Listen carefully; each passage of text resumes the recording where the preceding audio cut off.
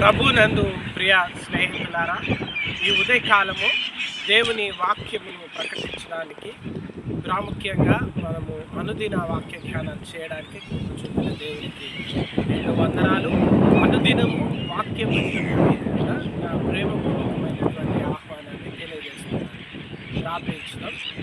కృపగల ప్రభువా, దయగల తండ్రి, వాక్యం ద్వారా మాట్లాడుతూ మమ్మల్ని బలపరచమని మా ప్రభు రక్షకుడైన యేసయ్య నామములో అడిగి వేడుకుంటున్నాము.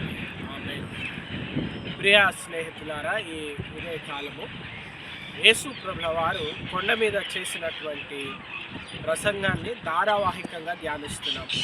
మనము ధన్యతల తర్వాత యేసు ప్రభుల వారు సంఘాన్ని, శిష్యులను గూర్చి పలికినటువంటి మాట, మీరు లోకమునకు ఉప్పై ఉన్నారు, మీరు లోకమునకు వెలుగై ఉన్నారు. మనం ఎంతసేపు లోకం నుంచి మనకేం దొరుకుతుంది, ప్రభు వల్ల మనం ఏం సంపాదించుకుంటాం, ప్రభు వల్ల మాకేం మేలు జరుగుతుంది అని ఆలోచన చేస్తాం. కానీ యేసు ప్రభుల వారేమో మీరు లోకానికి వెలుగు, మీరు వెలుగు అందించడానికి పిలువబడినటువంటి వారు. వెలుగు అందించే ప్రక్రియను ఒక్కసారి మనం జ్ఞాపకం చేసుకుంటే, కొవ్వొత్తి వెలిగించినప్పుడు కొవ్వొత్తి వెలుగునిస్తుంది. అయితే వెలుగు ఏ రీతిగా పంచుతుంది? అది కరిగిపోతూ, తను తాను తగ్గించుకుంటూ, కరిగిపోతూ వెలుగును అందిస్తుంది. వెలుగు అందించేటువంటి క్రమంలో తను కరిగిపోతున్నానన్న విషయాన్ని కూడా లక్ష్య పెట్టదు. తాను కరిగిపోయినా, తాను లేకుండా పోయినా కూడా వెలుగు అందించాలి అనేది కొవ్వొత్తి గుణము, లక్షణం. క్రైస్తవ విశ్వాసులు కూడా అదే రీతిగా పిలువబడినటువంటి వారు. మనము మన విషయాలు మాత్రమే కాక ఇతరులను గురించి ఆలోచన చేస్తూ, ఇతరులకు మేలునివ్వాలి, ఇతరులకు మేలు అందించాలి అని ఆలోచన చేస్తూ మనము వెలుగు పంచడానికి పిలువబడినటువంటి వారు.